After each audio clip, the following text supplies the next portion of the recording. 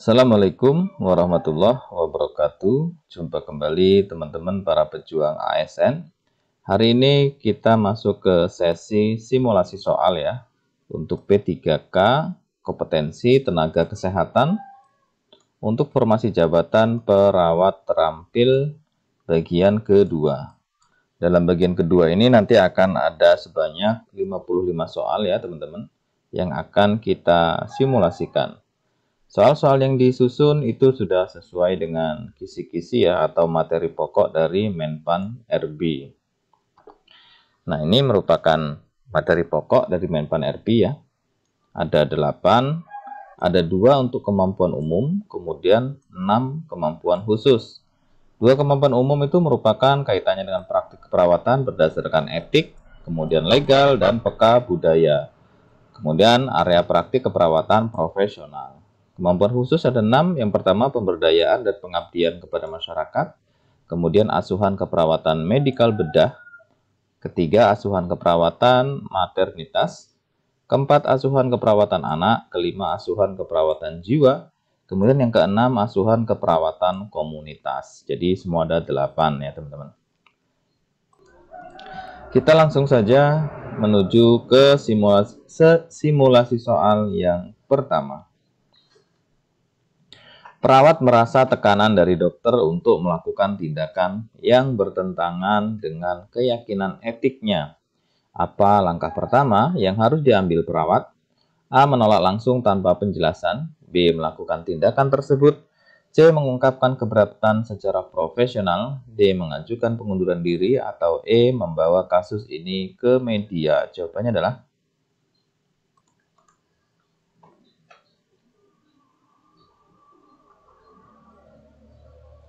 kita lihat jawaban yang benar itu yang C teman-teman ya. Pembahasannya, prinsip fidelity atau kesetiaan dan integrity itu mengharuskan perawat bertindak sesuai dengan nilai dan prinsip etik mereka ya. Jadi diungkapkan keberatan tersebut secara profesional teman-teman ya. Jadi jawabannya yang C. Selanjutnya, seorang pasien meminta perawat untuk tidak memberitahukan hasil diagnosis kepada keluarganya. Namun, keluarganya mendesak perawat untuk memberikan informasi tersebut. Apa yang harus dilakukan perawat? A. Mengutamakan permintaan pasien. B. Memberikan informasi kepada keluarga untuk meringankan beban pasien. C. Membujuk pasien untuk memberitahukan keluarganya. D. Menghubungi atasan untuk menyelesaikan masalah. Atau E. Menolak memberikan informasi tanpa melibatkan pasien. Jawabannya adalah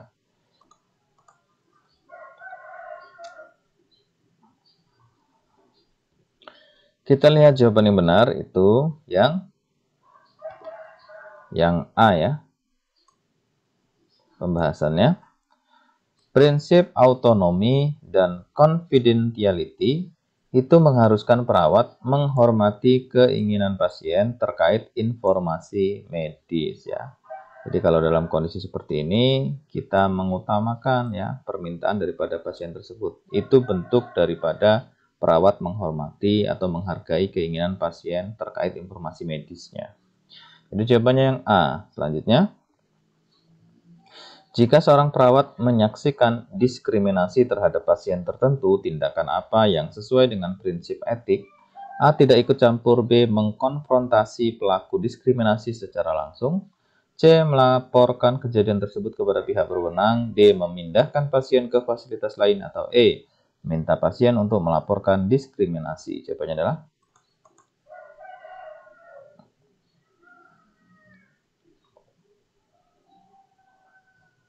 kita lihat jawaban yang benar itu yang C ya teman-teman.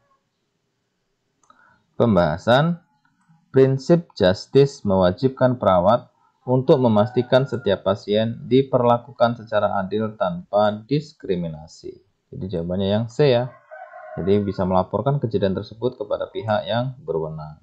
Selanjutnya, dalam situasi darurat, perawat memberikan pengobatan tanpa mendapatkan persetujuan pasien terlebih dahulu. Prinsip etik apakah yang digunakan? A. Autonomi. B. Justice. C. Beneficence ya. Kemudian D. Veracity. Atau E. Fidelity. Jawabannya adalah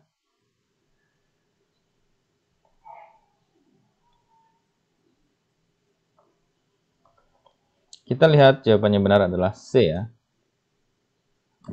Pembahasan dalam situasi darurat, prinsip beneficence mengutamakan tindakan yang bertujuan untuk menyelamatkan nyawa pasien. Jadi jawabannya adalah C. Beneficence. Selanjutnya, perawat menemukan bahwa seorang kolega sering meninggalkan tugasnya sebelum waktunya selesai. Apa langkah terbaik berdasarkan prinsip etik? A. Menutupi perilaku kolega. B. Melaporkannya ke pihak manajemen. C. Memberikan teguran langsung.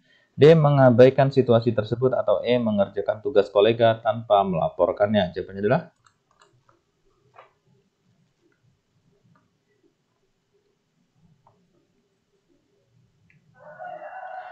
kita lihat jawaban yang benar itu adalah yang B ya teman-teman.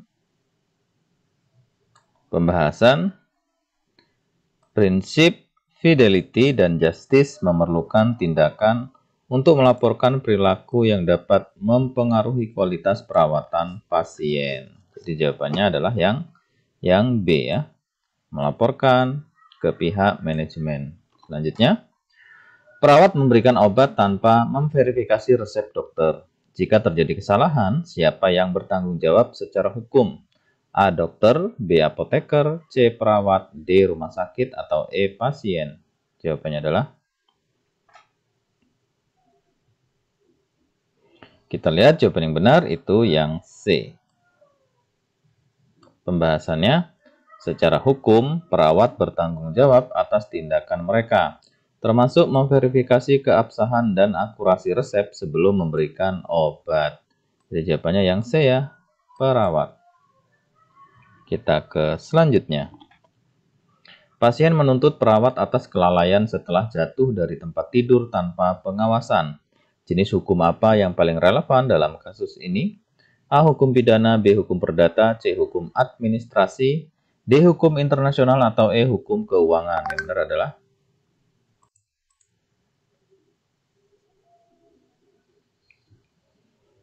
jawabannya benar itu yang B. Hukum perdata. Pembahasan kelalaian atau malpraktik perawat termasuk dalam hukum perdata karena melibatkan kompensasi atas kerugian yang dialami pasien. Jadi jawabannya yang B. Selanjutnya, ketika seorang pasien mengajukan gugatan malpraktik, elemen hukum apa yang harus dibuktikan? A. Hubungan kerja, niat buruk dan kompensasi. B. Tugas, pelanggaran, kerugian, dan hubungan sebab akibat. C. Standar pelayanan, niat baik, dan kerugian fisik. D. Etika, profesionalisme, dan hubungan kerja. Atau E. Tanggung jawab hukum dan niat baik. Jawabannya adalah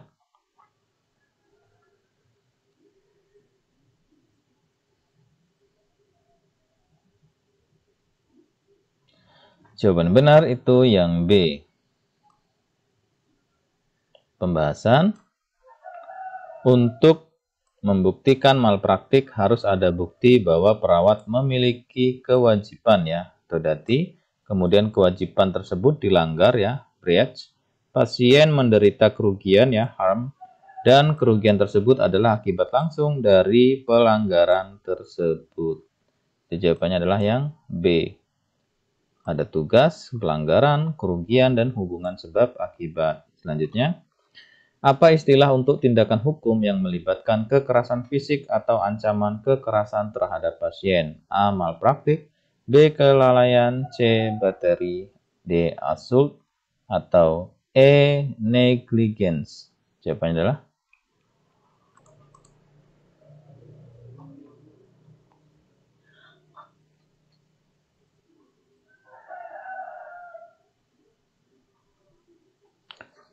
kita lihat jawaban yang benar adalah yang D ya. Pembahasan assault mengacu pada ancaman atau percobaan untuk menyakiti secara fisik tanpa izin. Sedangkan battery adalah tindakan fisik yang benar-benar dilakukan. Jadi jawabannya adalah yang D ya. Assault. Selanjutnya, seorang perawat membocorkan informasi kesehatan pasien tanpa izin. Perilaku ini melanggar prinsip hukum apa? A. Otonomi pasien, B. Privasi pasien, C. Keadilan hukum, atau D. Konfidensialitas, atau E. Beneficence. Jawabannya adalah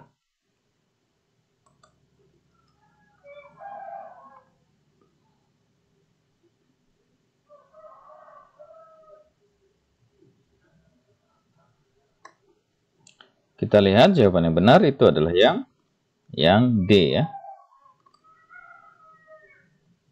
Pembahasan konfidensialitas adalah kewajiban hukum dan profesional untuk melindungi informasi kesehatan pasien dari akses yang tidak sah ya. Jadi jawabannya adalah yang D. Konfidensialitas. Selanjutnya, seorang perawat merawat pasien dari budaya yang tidak memperbolehkan kontak langsung dengan lawan jenis. Apa yang sebaiknya dilakukan perawat? A. Mengabaikan norma budaya pasien demi efisiensi. B. Meminta maaf dan tetap melanjutkan perawatan. C. Meminta perawat dengan jenis kelamin yang sama menangani pasien. D. Memberitahu pasien bahwa kontak langsung tidak dapat dihindari. Atau E. Mengalihkan pasien ke rumah sakit lain. Jawabannya adalah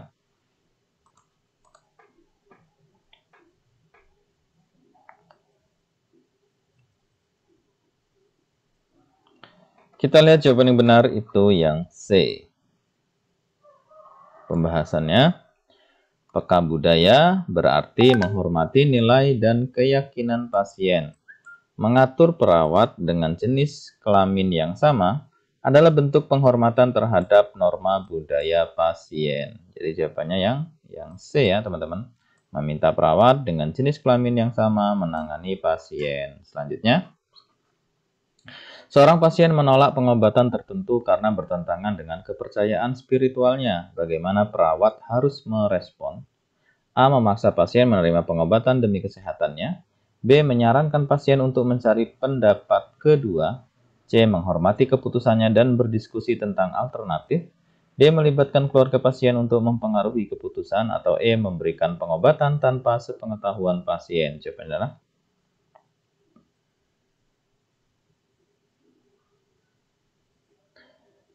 kita lihat jawaban yang benar itu yang C, teman-teman.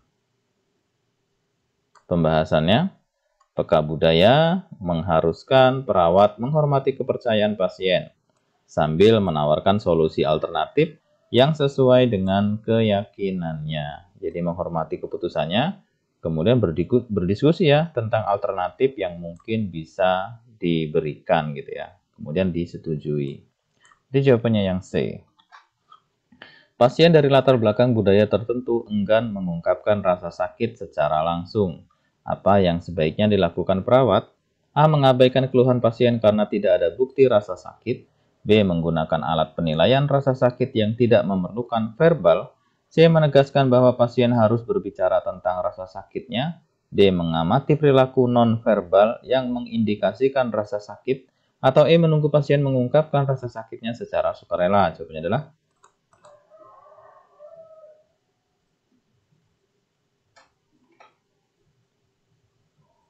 kita lihat jawaban yang benar itu yang D ya teman-teman. Pembahasannya, dalam budaya tertentu mengungkapkan rasa sakit dianggap lemah. Perawat yang peka budaya harus menggunakan pendekatan nonverbal untuk menilai rasa sakit. Jadi jawabannya adalah yang D, mengamati perilaku nonverbal yang mengindikasikan rasa sakit. Selanjutnya, seorang pasien meminta ritual keagamaan dilakukan di ruangan perawat. Bagaimana di ruang perawatan ya? Bagaimana perawat harus merespon? A. Menolak karena tidak sesuai dengan protokol rumah sakit. B. Memindahkan pasien ke ruang isolasi. C. Memfasilitasi kebutuhan spiritual pasien jika memungkinkan. D. Mengarahkan pasien ke kapelan rumah sakit. Atau E. Mengingatkan pasien bahwa perawatan medis lebih penting. Yang benar adalah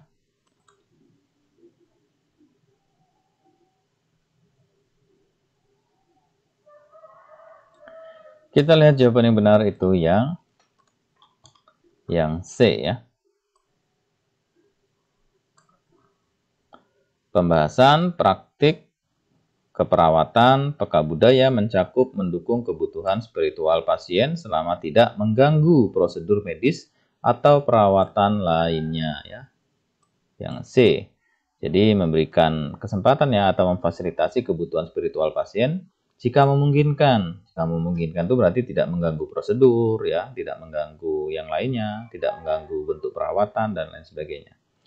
Selanjutnya, pasien dengan latar belakang budaya tertentu percaya bahwa penyakitnya disebabkan oleh kutukan. Apa tindakan yang seharusnya dilakukan perawat? A. Menjelaskan penyebab penyakit berdasarkan ilmu medis. B. Menghormati keyakinan pasien dan tetap memberikan perawatan terbaik. C. Mengabaikan keyakinan pasien karena tidak ilmiah. D. Memberikan edukasi tanpa mempertimbangkan keyakinan pasien. Atau E. Menyuruh pasien berkonsultasi dengan pemimpin spiritualnya. Jawabannya adalah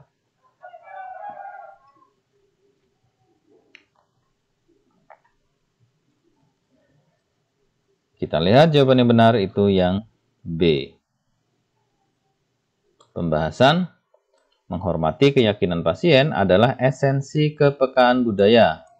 Perawat tetap harus memberikan perawatan medis tanpa merendahkan kepercayaan pasien. Ya, jadi jawabannya yang B, menghormati keyakinan pasien dan tetap memberikan perawatan terbaik.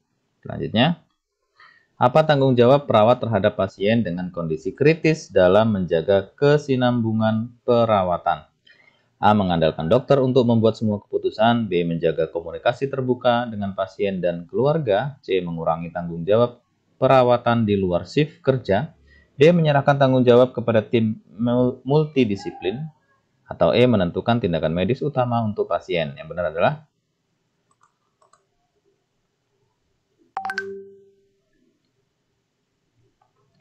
kita lihat jawaban yang benar itu yang B ya teman-teman. Pembahasannya, perawat bertanggung jawab untuk memastikan kesinambungan perawatan melalui komunikasi yang efektif dengan pasien, keluarga, dan tim multidisiplin. Jadi jawabannya adalah yang B ya, menjaga komunikasi terbuka dengan pasien dan keluarga. Selanjutnya, seorang perawat menolak untuk melaksanakan perintah dokter yang menurutnya dapat membahayakan pasien. Prinsip profesional apa yang diterapkan? A. Advokasi. B. Accountability. C. Fidelity. D. Competence. Atau E. Justice. Jawabannya adalah yang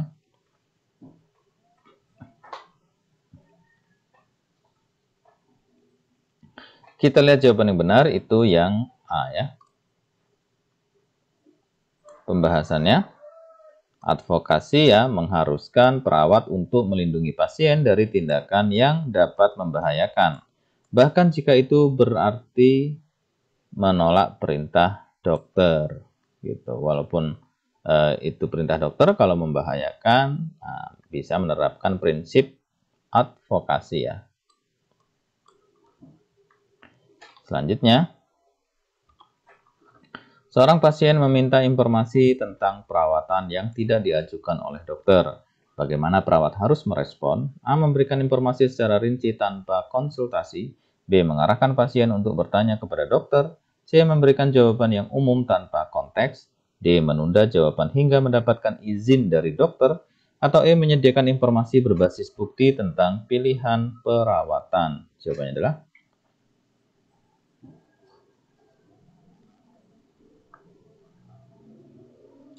kita lihat jawaban yang benar itu yang E.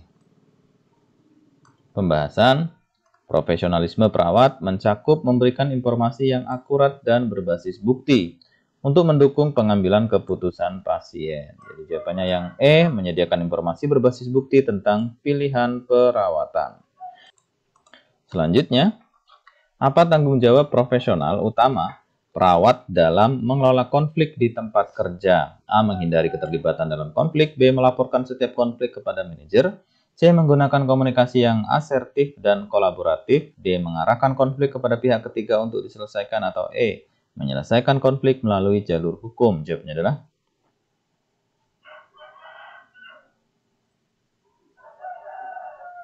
kita lihat jawaban yang benar itu yang C.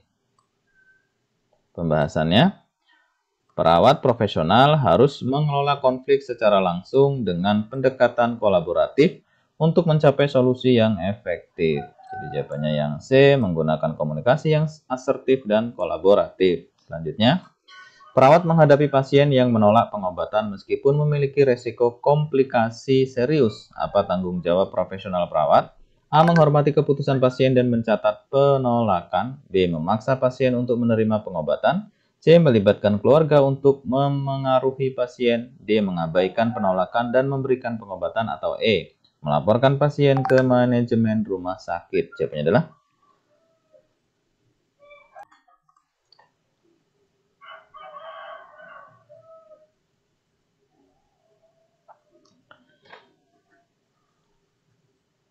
kita lihat jawaban yang benar itu adalah yang A. Pembahasan perawat profesional menghormati otonomi pasien, mencatat penolakan dan memberikan edukasi tentang konsekuensi keputusan tersebut. Jadi jawabannya adalah yang A ya, menghormati keputusan pasien dan mencatat penolakan tersebut. Selanjutnya, dalam program pemberdayaan masyarakat, apa langkah pertama yang harus dilakukan perawat untuk memahami kebutuhan komunitas? A. Melakukan intervensi langsung. B. Menyusun program edukasi kesehatan. C. Melakukan penilaian komunitas. Kemudian D. Mengidentifikasi pemimpin komunitas. Atau E. Menentukan tujuan program kesehatan. Yang benar adalah yang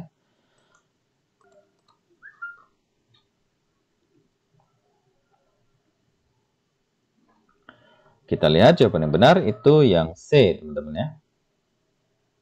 Pembahasan langkah pertama dalam memberdayakan ya atau pemberdayaan adalah memahami kebutuhan masyarakat melalui penilaian yang komprehensif, mencakup aspek sosial, ekonomi, dan kesehatan. Jadi jawabannya adalah C, melakukan penilaian komunitas atau community assessment.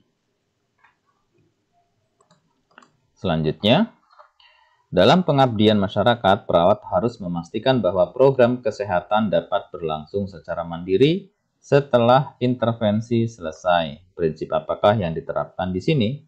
A. Sustainability.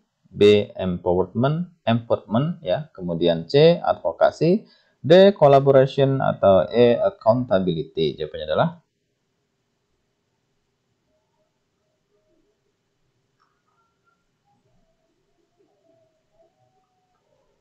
jawabannya yang benar adalah yang A ya. Pembahasannya prinsip keberlanjutan ya atau sustainability ya. Sustainability memastikan program dapat berjalan secara mandiri tanpa ketergantungan pada bantuan luar. Jadi jawabannya adalah yang A, sustainability.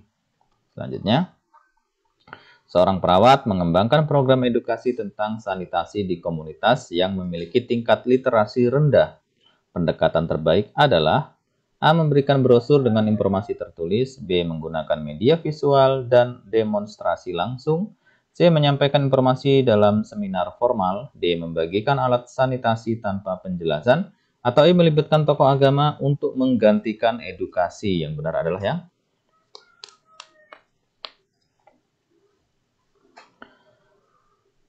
kita lihat jawabannya yang benar itu yang B.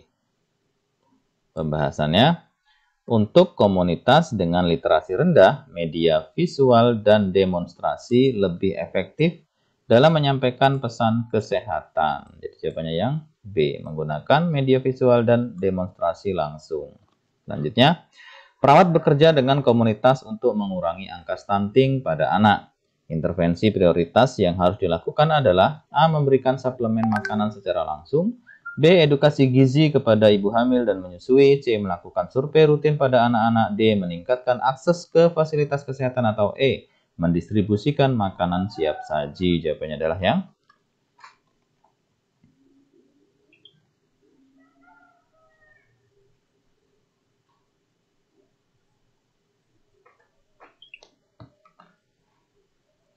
kita lihat jawaban yang benar itu yang B.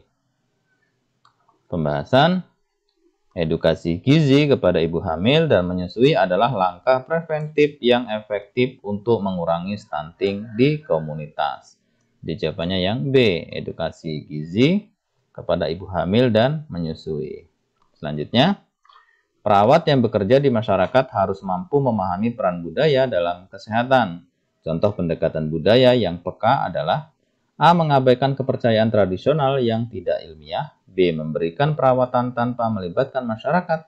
C. Mengubah kepercayaan masyarakat agar sesuai dengan ilmu medis. D. Menghindari diskusi tentang praktik budaya. Atau E. Mencocokkan program kesehatan dengan kebiasaan setempat. Jawabannya adalah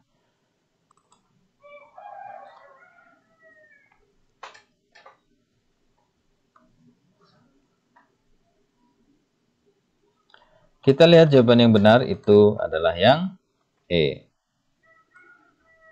Pembahasan pendekatan berbasis budaya membantu meningkatkan penerimaan masyarakat terhadap program kesehatan. Jadi jawabannya yang E ya, mencocokkan program kesehatan dengan kebiasaan setempat atau budaya setempat. Selanjutnya, pada pasien dengan ulcus decubitus grade 2, apa fokus utama dalam asuhan keperawatan?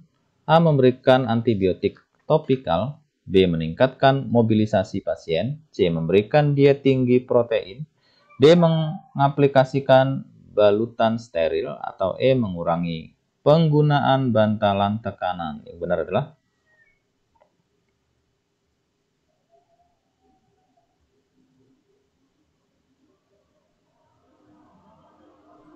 kita lihat jawaban yang benar itu yang B. Pembahasan mobilisasi membantu mengurangi tekanan yang menyebabkan ulcus decubitus dan mempercepat penyembuhan ya. Jadi meningkatkan mobilisasi pasien. Selanjutnya, pasien dengan hipertensi berat tiba di ruang gawat darurat dengan nyeri kepala parah. Tindakan prioritas perawat adalah A. Memberikan analgesik. B. Memantau tekanan darah setiap 15 menit. C. Memberikan antihipertensi sesuai resep. D. Menginstruksikan pasien untuk beristirahat. Atau E. Mengurangi asupan cairan pasien. Jawabannya adalah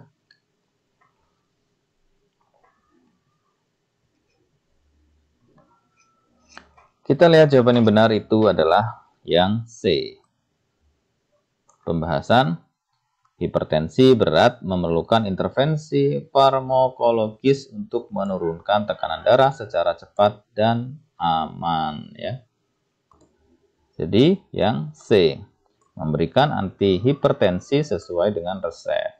Selanjutnya, pada pasien dengan kanker stadium lanjut, perawat melihat tanda-tanda nyeri tidak terkontrol. Langkah pertama yang harus dilakukan adalah A. Memberikan analgesik sesuai jadwal. B. Menggunakan skala nyeri untuk menilai tingkat nyeri. C. Menginstruksikan pasien untuk menggunakan teknik distraksi. D. Melaporkan nyeri ke dokter. Atau E. Memberikan terapi panas pada area nyeri. Yang benar adalah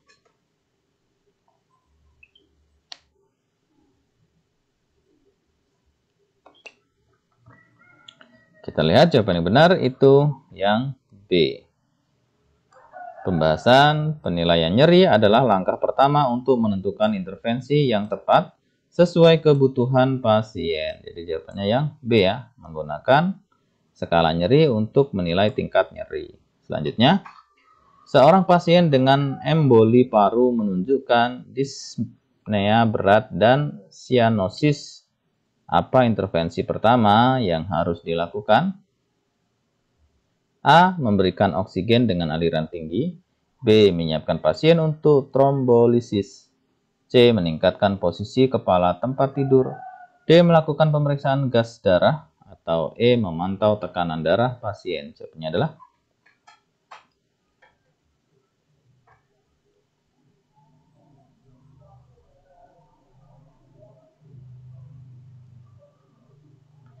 kita lihat jawaban yang benar itu yang A. Pembahasannya, dyspnea berat dan sianosis menunjukkan hipoksia, sehingga pemberian oksigen harus dilakukan segera. Jawabannya A. Memberikan oksigen dengan aliran tinggi. Selanjutnya, pada pasien pasca operasi dengan tanda-tanda infeksi luka bedah, apa tindakan pertama perawat? A. Melakukan kultur luka. B. Mengganti balutan dengan teknik steril. C. Memberikan antibiotik sesuai resep. D. Melaporkan kondisi ke dokter. Atau E. Memantau tanda vital setiap jam. Jawabannya adalah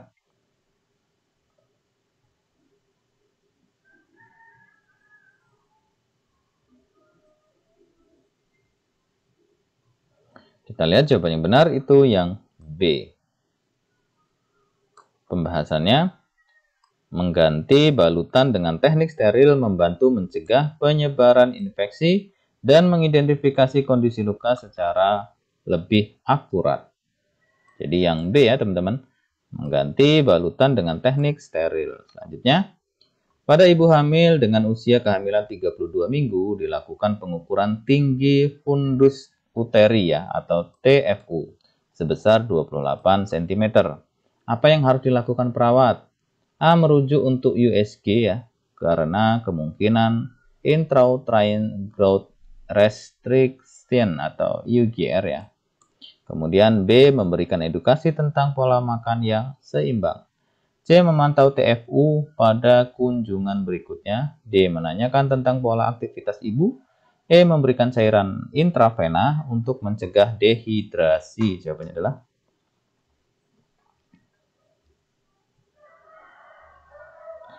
jawaban yang benar itu adalah yang A ya teman-teman ya. Pembahasan TFU yang lebih kecil dari usia kehamilan dapat mengindikasikan UGR ya atau masalah lain. Sehingga evaluasi lebih lanjut dengan USG diperlukan. Jadi jawabannya yang A, merujuk untuk USG karena kemungkinan UGR ya atau intrauterine growth restriction. Selanjutnya, seorang ibu hamil mengeluh nyeri punggung bawah pada trimester ketiga. Intervensi prioritas perawat adalah A. Memberikan analgesik oral, B. Menyusun jadwal istirahat dan aktivitas, C. Mengajarkan postur tubuh yang benar saat berdiri atau duduk, D. Memberikan kompres panas pada area nyeri, atau E. Menyarankan pemeriksaan radiologi. Yang benar adalah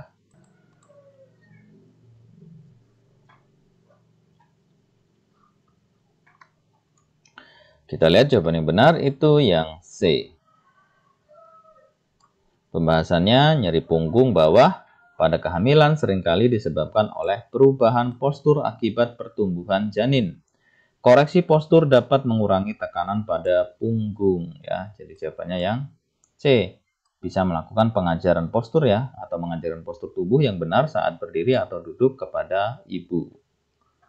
Selanjutnya, ibu postpartum mengalami pendarahan lebih dari 500 ml dalam 24 jam setelah persalinan normal.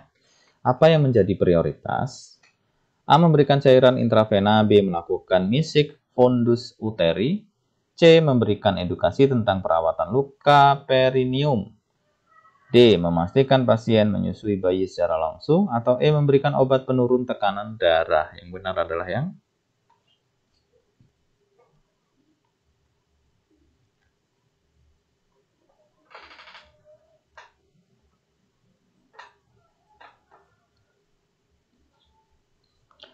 kita lihat jawaban yang benar itu adalah yang B ya. Pembahasannya, perdarahan postpartum sering disebabkan oleh atonia uteri.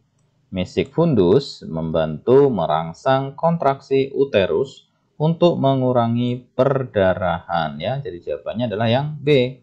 Jadi ini hal yang menjadi prioritas ya. Jadi melakukan misik fundus uteri. Selanjutnya, pada ibu dengan preeklamsia berat, tanda yang mengindikasikan resiko eklamsia adalah A. Tekanan darah 140/90, B. Proteinuria +1, C.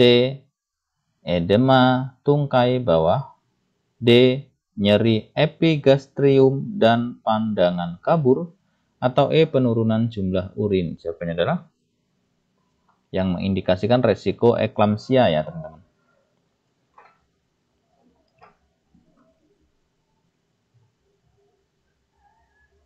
Kita lihat jawaban yang benar itu yang D ya. Pembahasannya, nyeri epigastrium dan pandangan kabur adalah tanda prodromal eklamsia dan memerlukan tindakan segera untuk mencegah kejang. Ya, jadi jawabannya yang D, nyeri epigastrium dan pandangan kabur. Selanjutnya, seorang ibu postpartum mengeluh bahwa bayinya tidak cukup mendapatkan ASI. Apa langkah pertama yang harus dilakukan perawat?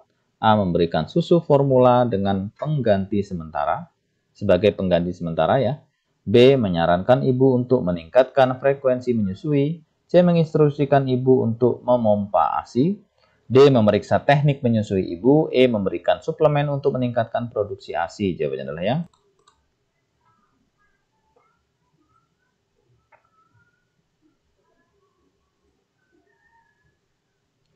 kita lihat jawaban yang benar itu yang D.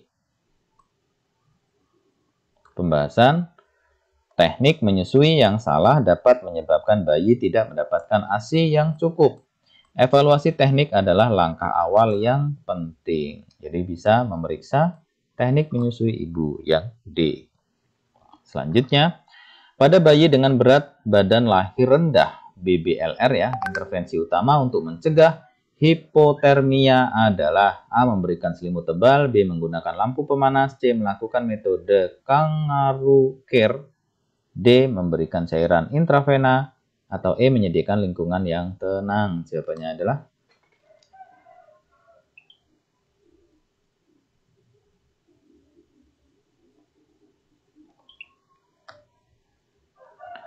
kita lihat jawaban yang benar itu yang C.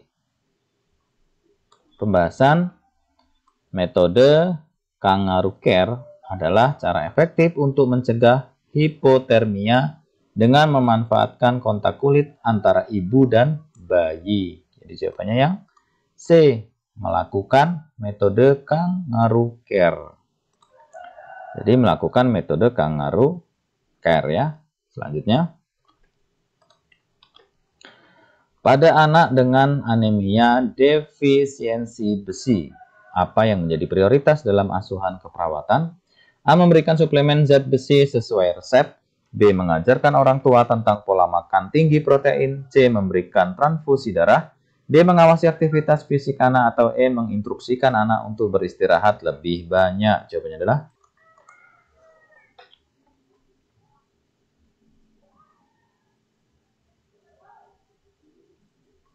kita lihat jawaban yang benar itu yang A ya teman-teman ya.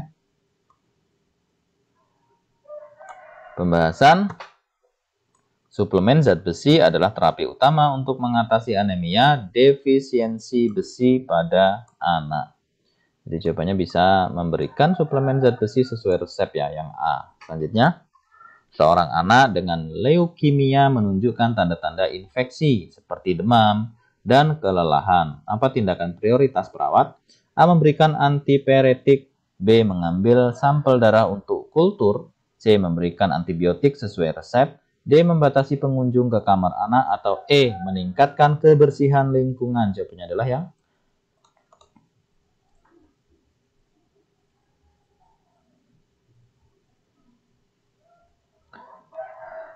kita lihat jawaban yang benar itu adalah yang B ya teman-teman ya. Pembahasannya, pada anak dengan leukemia, infeksi harus diidentifikasi segera melalui kultur untuk menentukan terapi antibiotik yang tepat. Jawabannya adalah mengambil sampel darah untuk kultur. Selanjutnya, seorang anak dengan gastroenteritis mengalami muntah berulang. Apa intervensi prioritas? A. Memberikan antiemetik sesuai resep. B. Menunda pemberian makanan selama 24 jam. C. Memberikan cairan oralit dalam jumlah kecil tetapi sering. D. Mengajarkan anak untuk makan perlahan. Atau E. Memberikan makanan cair secara oral. Jawabannya adalah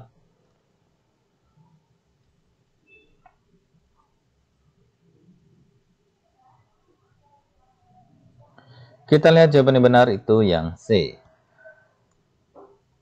Pembahasannya, rehidrasi dengan oralit adalah prioritas utama untuk mencegah dehidrasi akibat muntah. Jadi jawabannya adalah yang C ya, memberikan cairan oralit dalam jumlah kecil tetapi sering. Selanjutnya, pada anak dengan demam berdarah dengue, DBD ya atau DBD, yang menunjukkan trombositopenia, tanda bahaya yang harus diwaspadai adalah A. Demam berulang, B. Mual dan muntah, C. Perdarahan pada gusi, D. Peningkatan jumlah urin, atau E. Kehilangan nafsu makan. Jawabannya adalah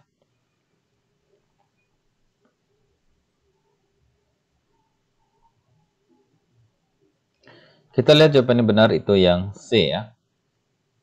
Pembahasan perdarahan termasuk pada gusi menunjukkan resiko tinggi komplikasi seperti shock hemoragik dan memerlukan perhatian segera.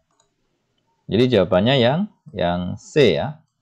Perdarahan pada gusi. Selanjutnya, pasien dengan depresi berat menolak makan. Apa langkah terbaik perawat? A. Memaksa pasien untuk makan. B. Memberikan makanan dalam porsi kecil dan sering. C. Memberikan nutrisi melalui selang nasogastrik. D. Menggunakan makanan cair tinggi kalori.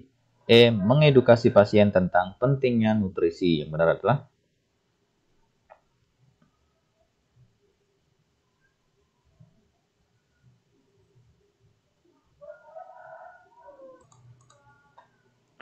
kita lihat jawaban yang benar itu yang B.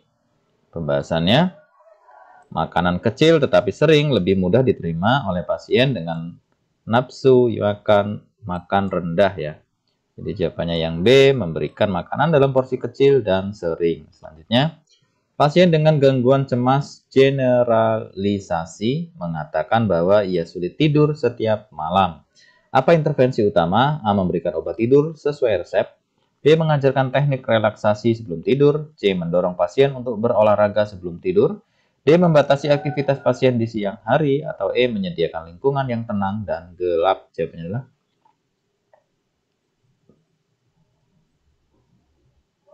kita lihat jawaban yang benar itu yang B. Pembahasan teknik relaksasi membantu mengurangi kecemasan dan mempersiapkan pasien untuk tidur yang lebih baik. Jadi jawabannya yang B. Bisa memberikan pengajaran ya teknik relaksasi sebelum tidur. Selanjutnya, pasien dengan gangguan makan anoreksia nervosa menolak untuk makan. Apa pendekatan awal perawat? A. Memberikan dukungan emosional. B. Mengatur pola makan pasien dengan tegas. C. Menyediakan makanan cair tinggi kalori. D. Mengidentifikasi penyebab emosional dari gangguan makan. Atau E. Memberikan penjelasan tentang bahaya kelaparan. Jawabannya adalah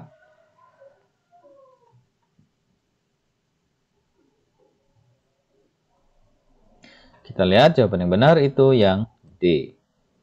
Pembahasan mengatasi penyebab emosional adalah langkah pertama dalam membantu pasien anoreksia nervosa ya. Jadi jawabannya adalah melakukan identifikasi ya penyebab emosional dari gangguan makan. Selanjutnya, pasien dengan gangguan delusi menyatakan bahwa ia adalah orang penting yang sedang diawasi. Apa respon terapeutik perawat ya? Terapeutik perawat. A. Saya tidak melihat bukti bahwa Anda diawasi. B. Anda merasa diawasi, itu pasti sulit bagi Anda. C. Anda sebaiknya berbicara dengan dokter tentang ini. Atau D. Jangan khawatir, Anda aman di sini. E. Ceritakan lebih banyak tentang orang yang mengawasi Anda. Jawabannya adalah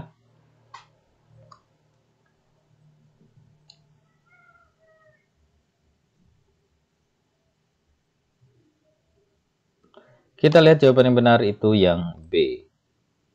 Pembahasan respon ini mengakui perasaan pasien tanpa memperkuat delusi ya. Jadi jawabannya bisa yang ini teman-teman. Anda merasa diawasi, itu pasti sulit bagi Anda.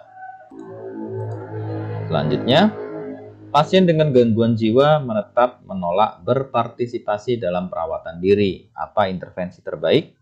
A. Membantu pasien secara penuh dengan aktivitas perawatan diri. B. Memberikan alat bantu perawatan diri yang sederhana.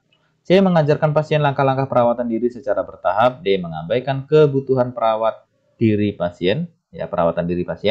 Atau E. Membawa pasien ke fasilitas khusus. Jawabannya adalah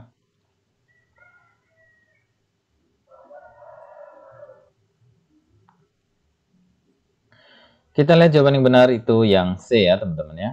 Pembahasannya, pendekatan bertahap membantu pasien mengembangkan kembali keterampilan perawatan diri secara mandiri. Jadi jawabannya yang C, mengajarkan pasien langkah-langkah perawatan diri secara bertahap. Selanjutnya, dalam survei kesehatan komunitas, perawat menemukan bahwa angka kejadian DBD tinggi. Apa langkah pertama yang harus dilakukan? A. Melakukan fogging di seluruh komunitas. B. Memberikan edukasi tentang pemberantasan sarang nyamuk. C. Mengidentifikasi faktor risiko lingkungan. D. Mendistribusikan larvasida secara langsung. Atau E. Merujuk kasus ke dinas kesehatan. Jawabannya adalah yang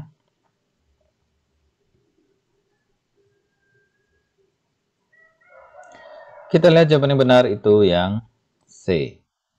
Pembahasan, langkah pertama dalam asuhan komunitas adalah melakukan penilaian untuk mengidentifikasi penyebab masalah kesehatan di komunitas. Jadi yang benar adalah melakukan identifikasi dulu ya, faktor resiko lingkungan. Selanjutnya, seorang perawat kesehatan komunitas menyusun program untuk menurunkan angka kematian bayi. Langkah awal adalah A. Memberikan pelatihan kepada bidan desa. B. Meningkatkan cakupan imunisasi bayi. C. Melakukan penilaian kebutuhan kesehatan ibu dan bayi. D. Mengedukasi ibu tentang perawatan bayi baru lahir. Atau E. Menyusun kebijakan nasional. Jawabannya adalah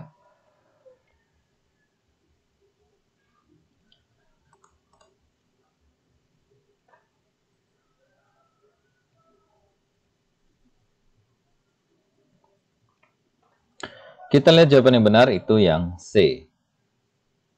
Pembahasannya, penilaian kebutuhan kesehatan adalah langkah awal untuk memastikan program yang disusun sesuai dengan kebutuhan komunitas. Jadi bisa melakukan penilaian kebutuhan kesehatan ibu dan bayi. Selanjutnya, apa tujuan utama pemberdayaan kader kesehatan dalam program Posyandu? A. Mengurangi peran perawat dalam pelayanan kesehatan. B. Mempercepat pelayanan kesehatan di fasilitas kesehatan. C. Membentuk standar baru untuk pelayanan kesehatan. D. Meningkatkan jumlah kunjungan posyandu. Atau E. Meningkatkan kemandirian masyarakat dalam menjaga kesehatan. Yang benar adalah yang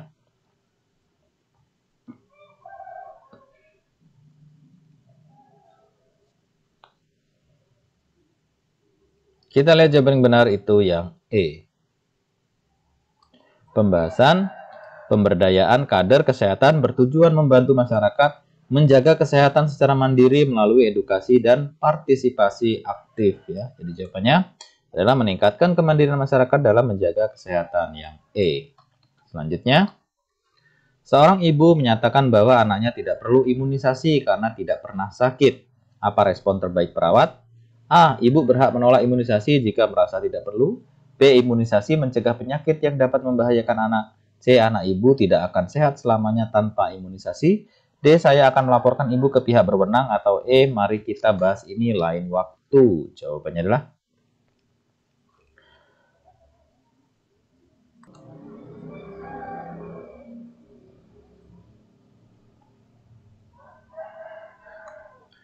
kita lihat jawaban yang benar itu adalah yang B. Pembahasan, edukasi yang berbasis fakta tentang manfaat imunisasi membantu meningkatkan pemahaman dan kepercayaan ibu ya.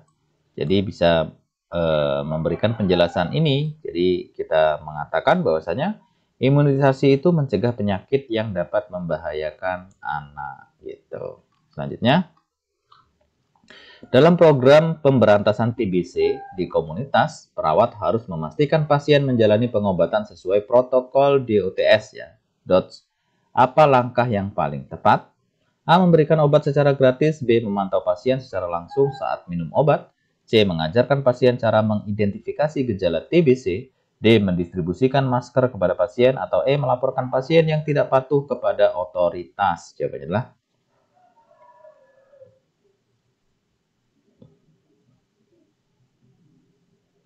kita lihat jawaban yang benar itu yang B. Pembahasan program DOTS ya, itu mengharuskan pengawasan langsung untuk memastikan kepatuhan pasien dalam minum obat ya. Jadi jawabannya adalah ya B. Memantau pasien secara langsung saat minum obat. Selanjutnya, seorang perawat komunitas menemukan tingkat malnutrisi yang tinggi di kalangan anak-anak. Apa intervensi prioritas? A. Memberikan bantuan makanan secara langsung. B. Mengedukasi keluarga tentang pentingnya pola makan seimbang. C. Merujuk anak-anak ke rumah sakit terdekat. D. Melibatkan lembaga swasta untuk menyediakan makanan tambahan. Atau E. Membagikan vitamin A dan suplemen zat besi. Jawabannya adalah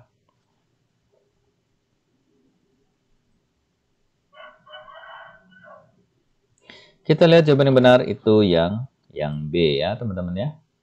Pembahasannya edukasi tentang pola makan seimbang itu memberikan solusi jangka panjang untuk mengatasi malnutrisi. Jadi jawabannya yang B, mengedukasi keluarga tentang pentingnya pola makan seimbang. Selanjutnya, pada situasi bencana apa tanggung jawab utama perawat komunitas? A. Mengorganisasi evakuasi. B. Menyusun laporan kejadian untuk pihak berwenang. C. Mengedukasi masyarakat tentang mitigasi bencana. D. Memastikan distribusi logistik berjalan lancar. Atau E. Memberikan pelayanan medis darurat. Jawabannya adalah yang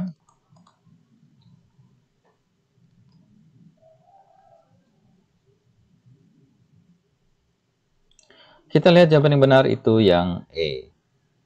Pembahasan dalam situasi bencana, prioritas utama perawat komunitas itu adalah memberikan pelayanan medis darurat untuk korban. Jadi jawabannya adalah E, memberikan pelayanan medis darurat. Selanjutnya, dalam program pemberantasan TBC di komunitas, perawat sebaiknya A. Membagikan obat anti-TBC kepada semua warga. B. Menyediakan fasilitas isolasi di setiap rumah. C. Merujuk pasien TBC ke rumah sakit terdekat. D. Memastikan pasien menjalani terapi DOTS. Atau E. Melakukan screening massal tanpa edukasi lanjutan. Jawabannya adalah yang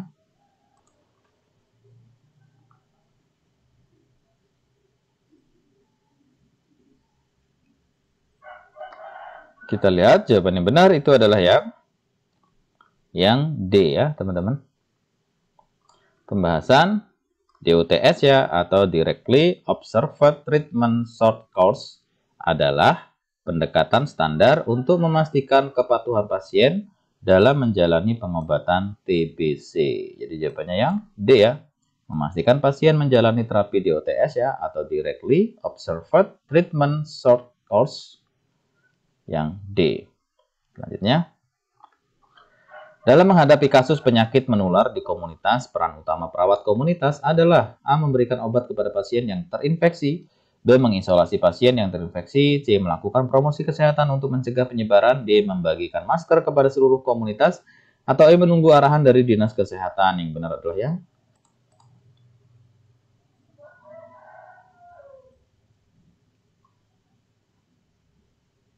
kita lihat jawaban yang benar itu yang C.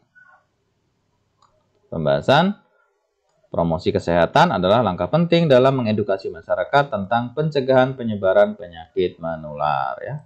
Jadi jawabannya yang C, melakukan promosi kesehatan untuk mencegah penyebaran. Selanjutnya, apa prioritas utama perawat komunitas dalam menangani keluarga miskin dengan keterbatasan akses kesehatan? A. Membantu keluarga mendapatkan asuransi kesehatan. B. Memberikan bantuan makanan tambahan. C. Menyediakan layanan kesehatan gratis di rumah.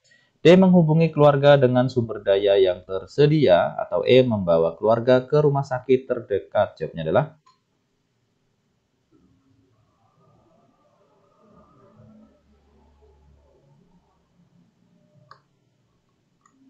kita lihat jawaban yang benar itu yang D.